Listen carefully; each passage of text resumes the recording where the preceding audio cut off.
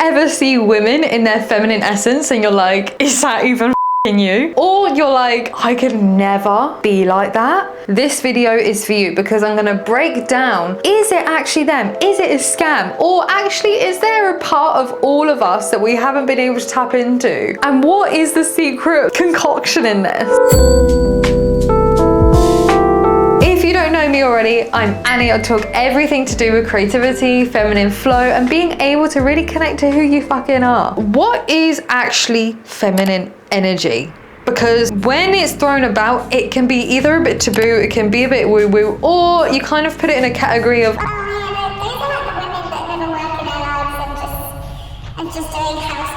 which there's no right or wrong in that, but is often categorized as that. What I'm about to tell you is going to shift this whole perspective. And listen, when I say this, it's actually not something that has been taught, it's actually something that's embodied. And if you have one takeaway from this video, it's how you can best embody it for you, not a teacher telling you how to do it, because then that's when you're taking instruction and you're not taking it from yourself. Essentially, when people talk about what feminine energy is essentially where we are not going out into a world of hustle and culture and being able to take all this, is actually where we are more in our bodies and we're actually more grounded and we are not necessarily pushing out in the world to go achieve what we want. We're actually attracting and receiving it. And to be honest with you, for years I did think this was a little bit taboo until I actually practiced it with my creativity and what I do with women. I do body art photo shoots, and what I noticed was very, very interesting, which was the women that came in that had this kind of feminine essence to them often were actually more confident. We're actually the ones showing up and actually accepting their bodies of who they are already before they've even got on set. The ones that were more in the hustle culture felt they had to change their bodies in a particular way before the shoot, after the shoot, and they had an expectation and they were getting to this thing that was hustle, and actually they're missing the whole piece. And the piece is that actually you need to be able to ground into who you are and really just sit in your energy, because that's what's actually attracting. That's what's allowing you to receive these opportunities. So that is essentially what it is, and that's how I've witnessed it day to day and in my own work. But I think the question we've all been thinking is this inauthenticity? Is this actually a thing? And how to identify that. So when something's inauthentic, we often feel in our body and we know that person is not them, regardless of how long we've known them or not known them. We can often see from a mile away, it's like our intuition, our instincts are able to go, something isn't quite right. And every single person has this. When we look at someone, or we can even feel in our bodies when we're being inauthentic and going, actually, like,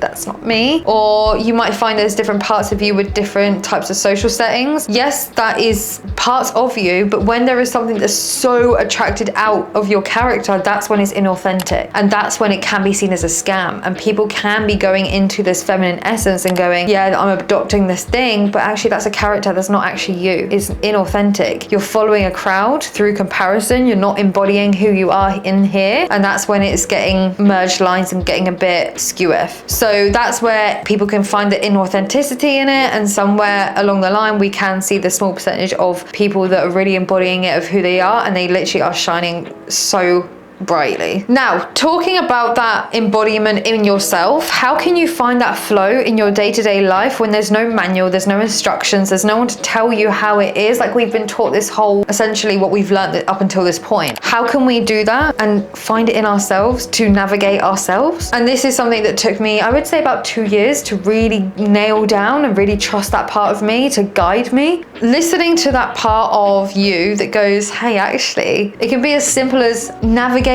the part of yourself that wants to go do something, whether it's on your own or with friends. Like, listening to that part and honoring that part to build that muscle inside of yourself that can allow you to go in flow. We cannot be in flow if there is judgment present or expectations present. So judgment, expectations can destroy your flow like that. Do not embody those parts, because that is where you're gonna completely crumble down. Just don't do it. Just off society's expectations. If you want to have, I don't know, pink hair, go for it. If you want to do something that's completely out of the norm, do it. If you have a part of your personality that is a bit more fruity than other people out there, embody it. That's what makes you you. And to be honest with you, I prefer the funky fishes out there than the vanillas. How boring is it to be in a vanilla? And why would you want to fit into the vanilla type when you can be you and there's only one of you, and just off all the society's expectations, because what makes you is actually what someone else is seeking out there to either create with, or to hire, or to get, or sponsor, or to represent. Use that part of you, because otherwise it's almost like you're just not honoring God's gift. Here's a really easy hack for you to get into that flow really quickly, and it sounds a little, yeah, okay, is that all it is? But actually there's so much more depth to this. When we can be in play, when we can be playful and silly and just literally not have all these expectations we put on ourselves and just be in play, that is where we can completely be back in flow and get the best creative ideas. We can be in that feminine flow, but actually our own essence, not seeking from external and seeing like, okay, there's a comparison here, maybe that's how you embody it. No, it's actually what's inside. So when you can do that, do it through play, because that's where you're going to find your answers a lot quicker. There's studies out there that show, for example, when we're in play, we're able to memorize things that we're learning a lot quicker than if we were to just be neutral and trying to absorb information. When we are in that state, why would we not want to do that?